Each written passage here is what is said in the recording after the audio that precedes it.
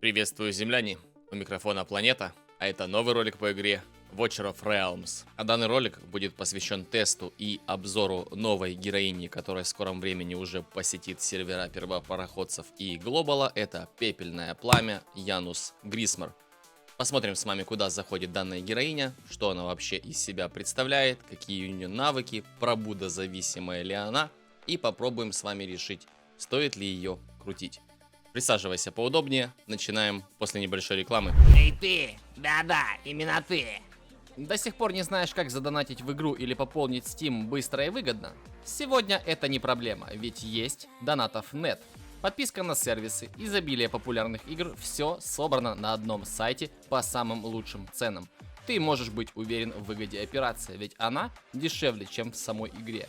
Наш любимый Watcher of Realms не исключение. Больше не нужно передавать свои личные данные, для пополнения достаточно только ваш ID. На сайте расписана подробная инструкция для пополнения вашего аккаунта. А при регистрации по моей ссылке ты получишь купон со скидкой на первую покупку. Земляне, у Donatов.net можно принять участие в бесплатных ежедневных раздачах. Лутайте декоины и сразу пополняйте любимые игры.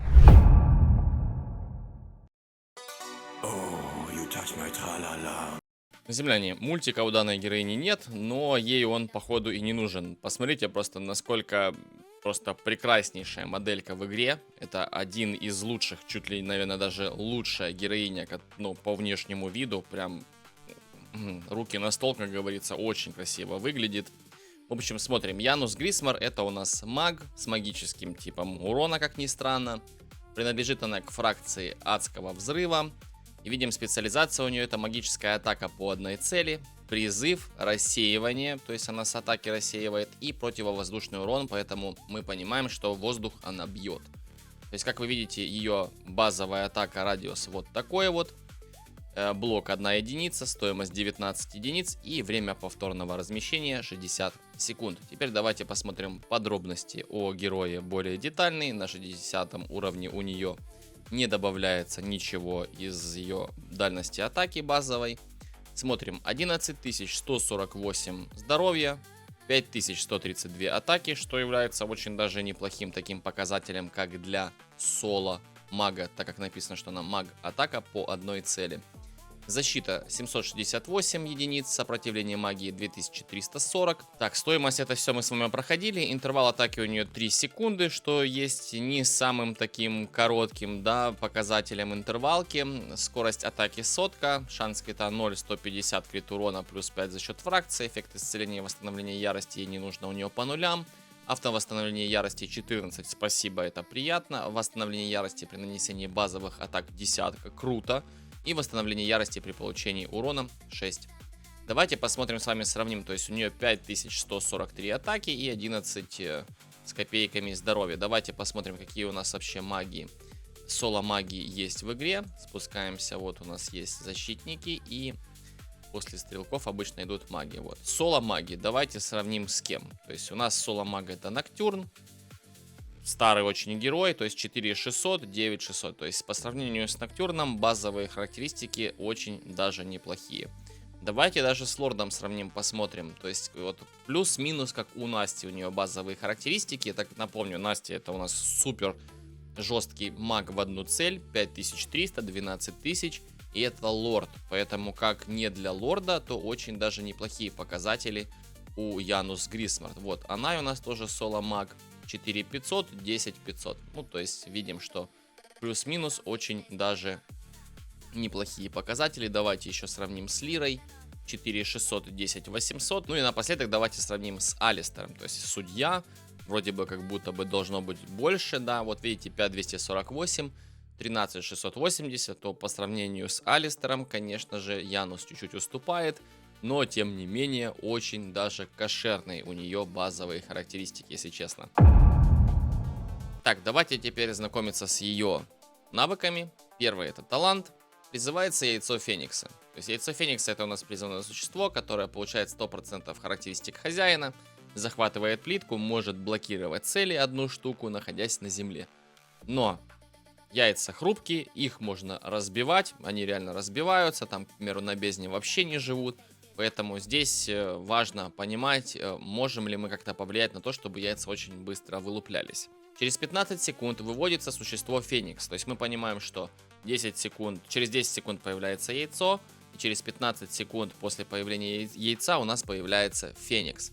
Давайте смотреть, что это такое. Призванное существо в воздухе, которое наследует 100% характеристик героя. Оно не занимает ни одной плитки и наносит 90% магического урона, накладывая эффект поджог на 5 секунд с каждой атакой. Вот это вот сильно. Фениксы у нас поджигают атаки, и значит для адского взрыва это уже как минимум приятно. Общее количество существ яйцо Феникса и Феникс на поле не может превышать 3. Герой не может призывать существ яйцо Феникса во время действия суперспособности. Это мы запомнили, держим в уме. При использовании суперспособности немедленно рассеивает одно усиление со всех врагов с эффектом поджог на поле. Вот тут важно понимать, что на поле, неважно где находится Янус, если где-то на какой-то цели, на которой есть какой-то бонус, будет наложен поджог, вы прожимаете ульту Янус, и она снимает, неважно, просто везде по всей карте снимает эти самые бонусы. Главное, чтобы на цели был поджог. Это прям вообще просто удобно. При получении смертельного урона герой возрождается с полным ОЗ и удаляет всех существ Феникс на поле. Герой имеет одну попытку возрождения за каждое размещение. Возрождение может срабатывать до 2 раз за бой. То есть мы понимаем, что мы выставили Янус, она получила смертельный урон, возродилась. Если мы ее уберем, выставим где-то в другом месте, она еще раз сможет возродиться после получения смертельного урона, но потом все. То есть 2 раза за бой, как бы, тем не менее, очень даже неплохо, потому что волшебники и вообще не возрождаются, для нее прям очень круто. Это как раз таки, наверное, отсылочка к Джин Грей из Люди Икс, как раз таки возрождение, Фениксы, ну, плюс-минус, да, чуть-чуть похоже. Так, ну, блин, красотка, вообще невозможно взгляд оторвать. Хорошо, давайте дальше. Переходим к ее базовой атаке.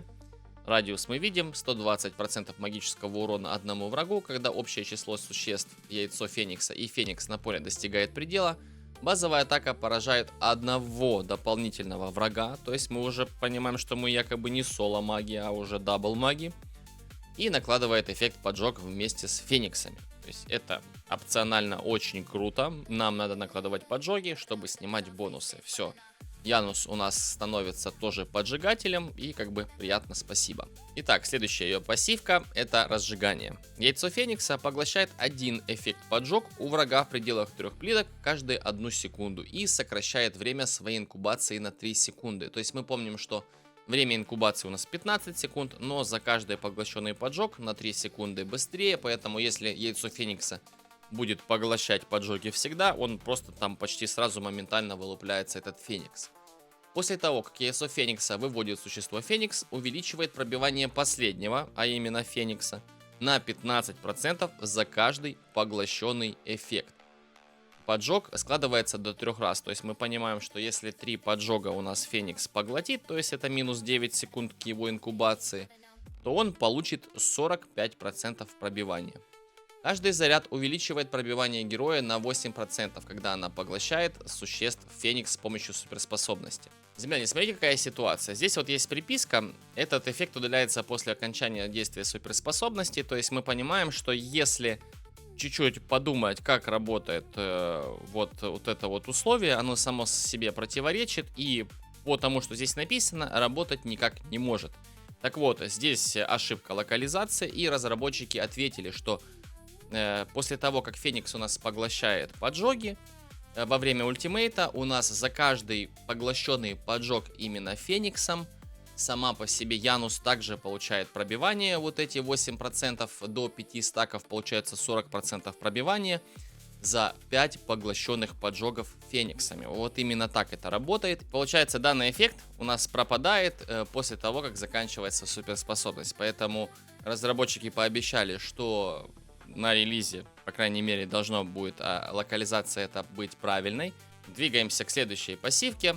Повторное возгорание. Когда общее число существ яйцо Феникса и Феникс на поле боя достигает предела, последующие призывы таланта взамен сокращают время инкубации существа яйца Феникса на 3 секунды и повышают критический урон героя и существ Феникс на 40% на 15 секунд.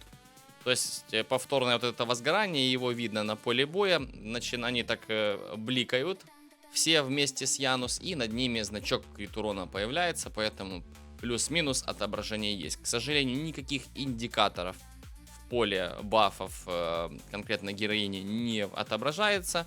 Я надеюсь, это исправят, потому что, в принципе, неудобно мониторить, что она получает, что у нее работает, что у нее не работает.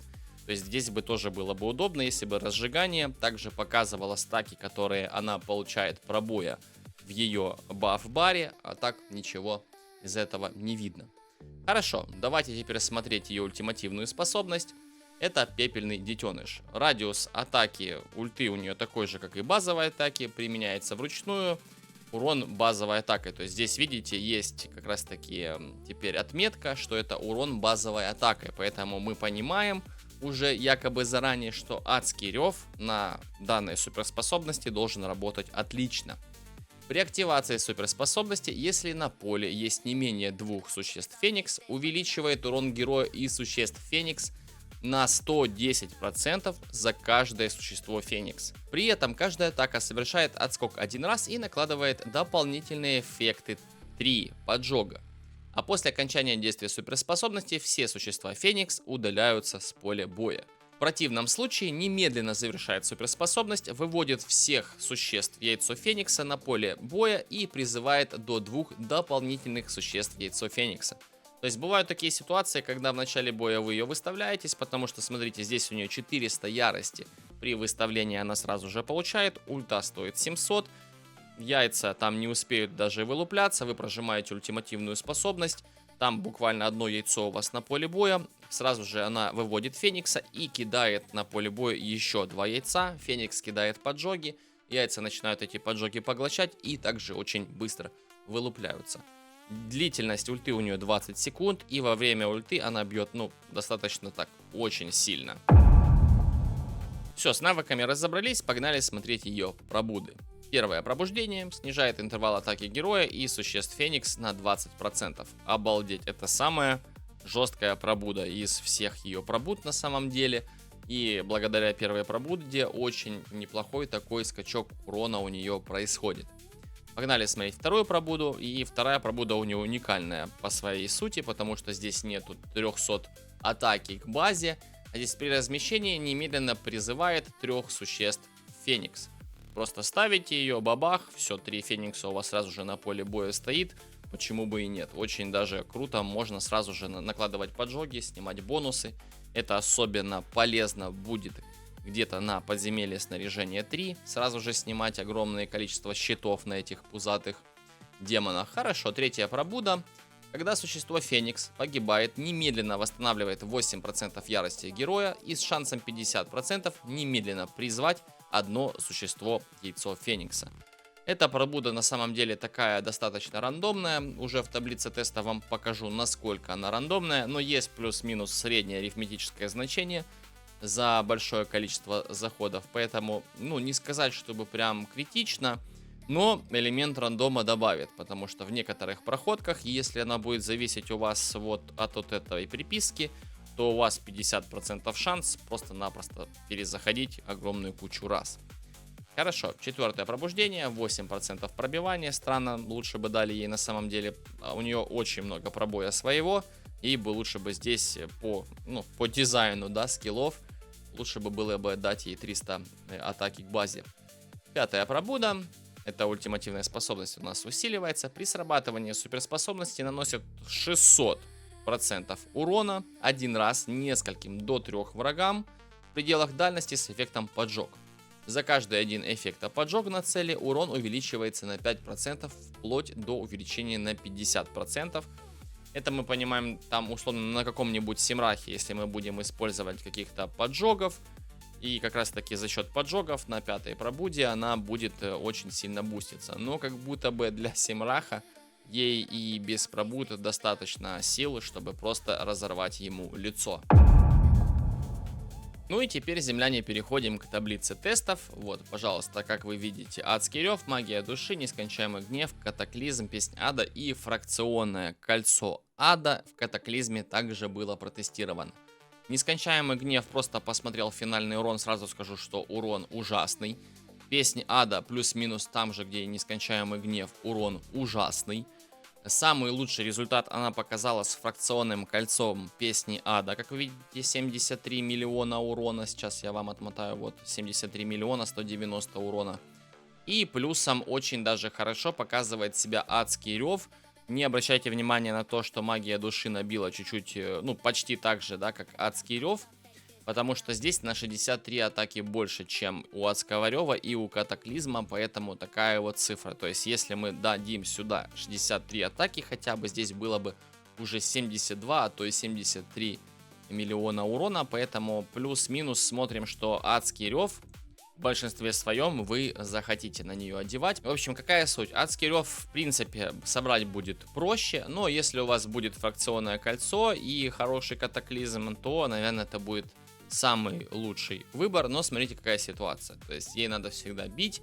Если она будет всегда бить, то катаклизм, конечно же. Если же там периодически, и плюсом, если вы хотите, чтобы ваши фениксы где-то там дамажили, потому что они бывают на карте, появляются там, где сама Янус не бьет. Поэтому здесь, ну, просто сам по себе адский рев будет практичнее. Хорошо, давайте дальше посмотрим, под какими лордами, как она набивает. Пожалуйста, под твином у нас получается 88 миллионов урона, под салкаденсом 102. По-моему, все очевидно. Так, спустились ниже. У нас здесь идут пробуды. Как вы видите, решил просто выписать еще и третью, и пятую пробуду, потому что с третьей пробуды начинается у нас уже рандом, рулеточка крутится, да, поэтому будем смотреть. С нулевой пробуды до первой пробуды 29% буста. Так как я и говорил, что очень сильная пробуда, которая раскрывает героиню очень круто. Ну и здесь какая ситуация? Смотрите, урон у нас на третьей пробуде возрастает от 97 и аж до 117 просто перезаходами. То есть я ничего особо не делал. Я на третьей пробуде просто перезашел 5 раз в бой, конкретно просто перезапуская полностью сессии. И вот у меня получилось раздуть уже даже на третьей пробуде 117 миллионов урона. Ну, это на драконе я смотрел. То есть, если вывести среднее значение, то 19% буста данная пробуда дает героине в среднем. Но, как вы видите, можно прям очень даже не кисло так преисполниться. На пятой пробуде, смотрите, здесь уже ситуация какая. То есть тут за 5 боев я не смог прыгнуть выше 124 миллионов урона. Потому что здесь и 122, и 121, и 123. Ну и, честно говоря, прыжок со 117 до 121 миллиона урона, ну это смешно. Поэтому среднее значение таких вот прыжков здесь это 12% буст урона. Ну и в сумме 72, почти 73% у нас идет влияние пробуд на данную героиню. Поэтому я, скорее всего, выделю зелененьким первую пробуду, потому что первая пробуда вам очень сильно поменяет игровой опыт с данной героиней. Ну и плюс вот мой комментарий по поводу ее третьей и пятой пробуды.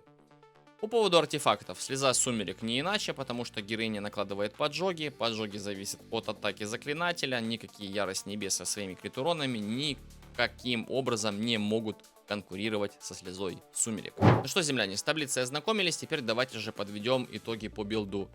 По правому обвесу бижутерии в большинстве своем будем использовать адский рев, но если есть идеальная катаклизма, то с фракционным колечком must have прям использовать очень даже хотелось бы.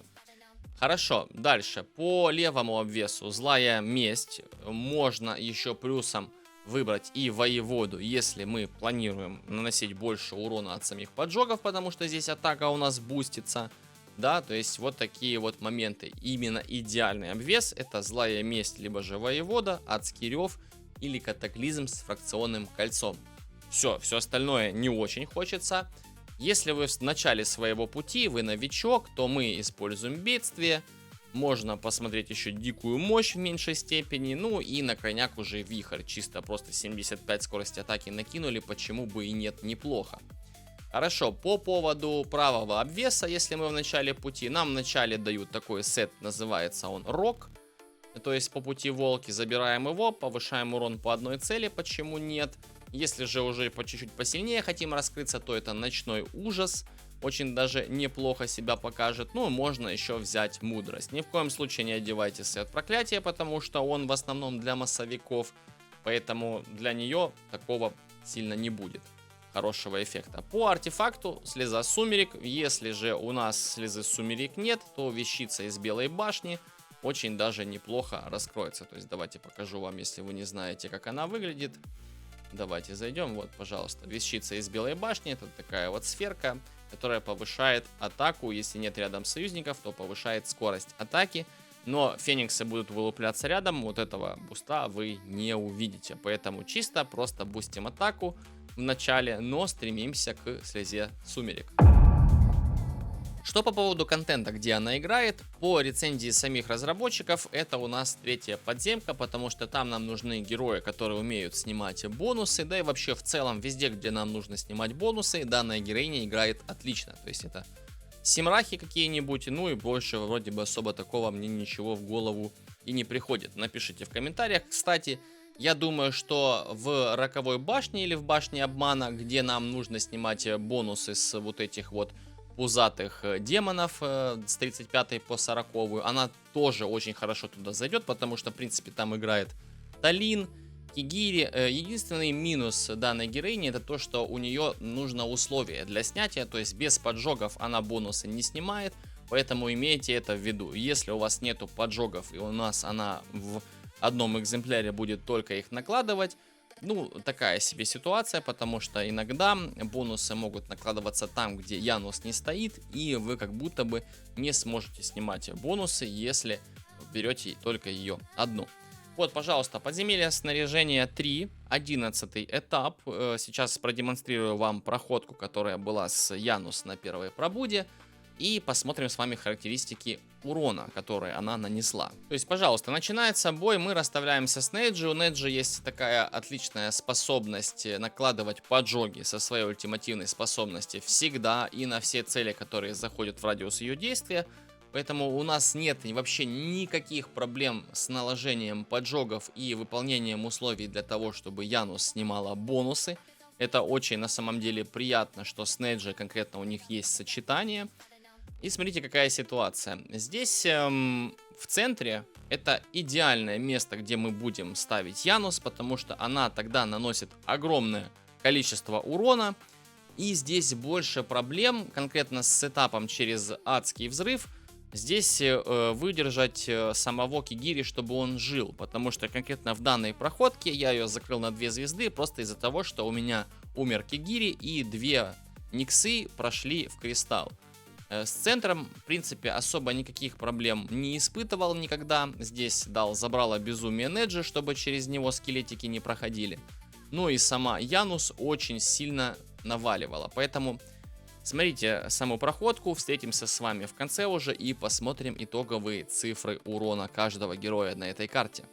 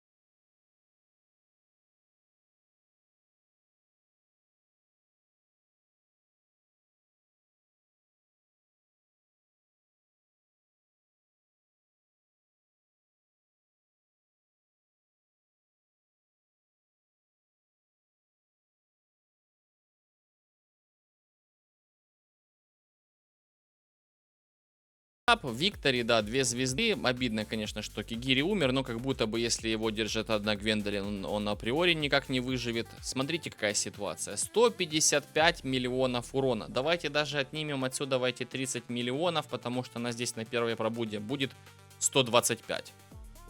На нулевой пробуде герой на 11 этапе бьет 125 миллионов урона.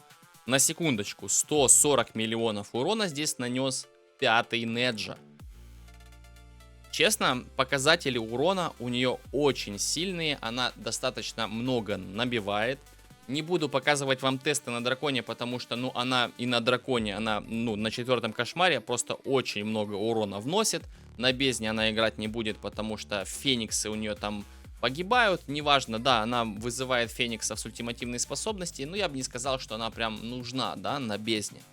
Потому что и без нее, в принципе, там все справляется. А вот на Симрахе сейчас мы с вами туда и отправимся. Так, пока что без вебки прокомментирую состав. Как вы видите, здесь у нас Салкаденс. Он тут беспробудный будет использоваться. Здесь у нас сама по себе Янус Грисмар. На первой пробуде 5-й Лорд Финиас. Тоже что-то плюс-минус 5-го Аякс. 5-й Сунюкун. Ну и в целом саппорты здесь неважно какой пробуды. Просто посмотрим, как работает сама Янус Грисмар здесь. И какая ситуация? Очень удобно, то есть вы не берете там, вам не нужны никакие кигири, если у вас их нету, если у вас нету талинок особенно, вы просто взяли чисто какого-то героя, который будет накладывать поджог. Мне страшно представить, я просто даже не ставил сюда, что будет, если мы возьмем сюда Виолетту Вейн вместе с Янус Грисмар, либо же ту же Анай, оденем на нее тушку, которая будет повышать урон от поджогов. Я здесь просто тупо расставился. Герои одеты плюс-минус, ну, честно говоря, так себе. Просто поставил автоультимативные способности и ушел. Потом, когда я пришел, смотрите, что я увидел. То есть герои набили где-то здесь около 263 тысяч механизмов. Давайте теперь посмотрим, сколько же конкретно набила первая пробуда Янус Грисмар. Почти 500 миллионов урона она нанесла в Симраха, когда 603 миллиона урона у нас наносит 5-й Лорд Финиас и 1 миллиард урона наносит 5-й Сунюкун, но оно и понятно. Почти 500 миллионов урона.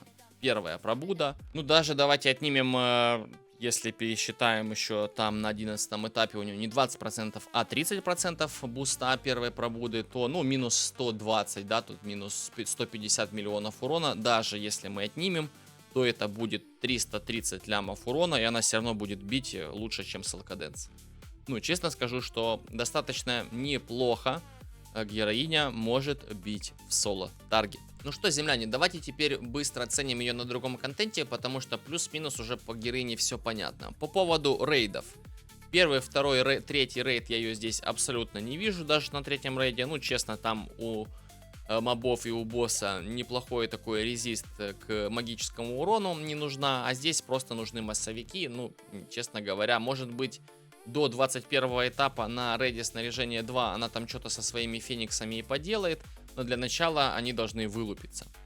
Хорошо, драконова падь. Вот здесь супер топчик. Я думаю, 4,5-5 баллов ей можно здесь поставить. В зависимости от того, будут ли у вас адские взрывы, потому что, ну, с пиросом вы нормально ею не поиграете. То есть у вас должны быть поджоги. Если есть поджоги, то 5. Если поджогов нет, ну, 4 балла, я думаю, сама себя разгонит. Но ей нужно для этого время. Руины титанов. Супер топчик. Опять же, также все зависит от того, какая у вас команда. Здесь тоже от 4 до 5 бы я и поставил. 5 просто из-за того, что как минимум снимает бонусы с его фазы со щитами. Вообще топ.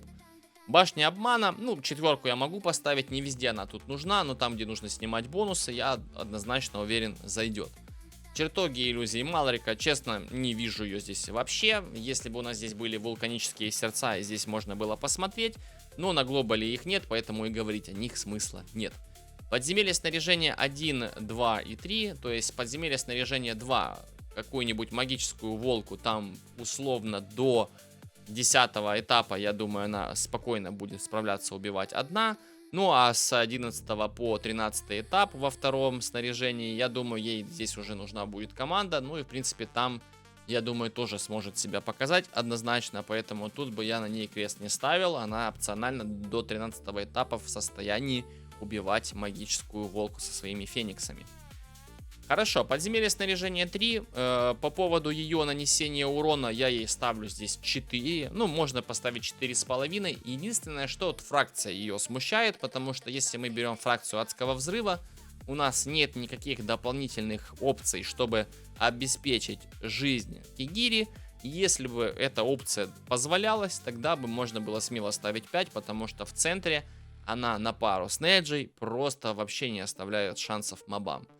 Арены, ну, на арене я ее вообще не рассматриваю. По поводу войны гильдий. Самая большая проблема игры, конкретно Янус Грисмор на войне гильдий, просто из-за того, что нету нормальных ГВГшных персонажей в ее фракции. Если мы хотим ее ставить там, условно говоря, чтобы снимать щиты, ну, честно говоря, сама Гретхен, даже та же, которая тоже умеет снимать щиты того же глупца с жоп и так далее, но будет играть куда лучше, чем сама Янус Грисмор. Но, как затравка на будущее, с учетом того, что у нее очень сильный урон в соло-цель, это можно рассматривать. Абсолютно даже неплохо она себя покажет. Но, опять же, нужна команда. По поводу рейда для материалов и артефактов, после 23-х этапов как раз таки можно будет выставлять ее вместе с салкаденсом и очень быстро пробивать щит босса. Потому что, ну, по аналогу, как мы делаем с Ворном и с Настей, ну, честно сказать, Салкаденс, как с той же самой Виолеттой Вейн, не всегда справляется. А вот как раз таки с Янус будет очень неплохо сочетаться. Кодекс бессмертных, однозначно уверен, что на кодексе Борея очень сильно может показать стиля. Я видел, мои коллеги выкладывали видосы с тестами кодекса бессмертных. Очень даже неплохо она там себя показывает, поэтому опционально будем смотреть, когда нам снова добавят кодекс Борея, как это будет на практике на глобале. Разлом пустоты можно использовать, не скажу, что прям незаменимая, но чисто если у вас других героев нет и вы новичок, то почему бы и нет. Испытание фракции, еще раз, да. Можно выставлять на пару какому-нибудь лорду Финиасу или даже вместо Салкаденса, чтобы пробивать Твинфинда на 18 этапе, и я думаю, что на пару вдвоем очень даже неплохо будут босса убивать. По поводу прилива сил, ну, честно сказать, 103 тысячи БС на первой пробуде не самый лучший маг, который разгоняется по боевой силе, ну и не самый худший. По первых порах можно будет гнать ей БС, так как, смотрите ситуацию, это она у меня в адском реве одета, давайте попробуем добавить, видите, если мы докинем ей еще фракционное колечко, уже будет 105. Если мы ее еще плюс-минус больше до БСа догоним, ну, может быть, где-то до 110, можно ее как-то разогнать, да, там, паучками, здесь вот шмотками. Можно, да, но не самый, опять же, повторюсь, не самый лучший, но, в принципе, возможный герой для поднятия боевой силы и ваших привязок. Ну и что, вот такая вот, в принципе, короткая героиня, да, потому что не сильно видосик будет длинный. Давайте же теперь поставим итоговую оценку. Оценки будет 2, потому что я хочу отдельно оценить ее внешний вид. Это сногсшибательная героиня, 15 из 10 баллов ставлю за модельку. Просто разработчикам респект, красотка невообразимая. А вот по поводу ее применимости в контенте, за счет ее узкой направленности и игры там, я ей ставлю 5 из 10. Потому что героиня заходит не везде, универсальности нет, но как нишевая героиня с учетом того, что нужны определенные условия для того, чтобы ее механики работали, то я считаю, пятерочка как раз таки очень даже крепкая оценка для героя, который играет не везде. Ну что, земляне, вот такой вот получился тест плюс обзор на героиню Янус Грисмор. Пишите в комментариях, как вам героиня, как вам ее внешний вид, как вам ее применение по навыкам и будете ли вы ее открывать. Выглядит чисто как такой инструмент, когда у вас абсолютно нету снятий, когда вам нужны какие-нибудь поджоги, потому что она и сама по себе будет раскрывать даже адский взрыв, потому что у нас Салкаденс бьет больше там по поджогам, бустит урон от поджогов, поэтому если вам нужно забустить фракцию, то Янус Грисмор сделает это очень даже и неплохо. В целом мне героиня понравилась. Лично я крутить ее не буду, потому что, ну, у меня все леги синие есть. Я, может быть, даже попробую ее из зарождения достать. Хотя посмотрим, может быть, сакралы на нее и лопну. Ну, потому что ради внешки грех не лопнуть. Не забывайте поставить лайк данному видосу, подписаться на канал, если вы этого еще не сделали, и поделиться данным видео с друзьями. Сокланами пусть принимают решение, стоит эта героиня свеч или нет. Ну и тогда берут, крутятся, а может быть и не крутятся. В описании к данному видео вы найдете ссылку на мой телеграм-канал, там где всегда делюсь с вами свежими новостями по игре, актуальными промокодами, плюс есть чатик, где вы можете пообщаться с игроками игры, помочь кому-то научиться играть, либо же помогут вам. Подписывайтесь, ждем вас в гости. Ну и не забывайте играть в Watcher of Realms красиво. Увидимся, когда увидимся. Пока-пока.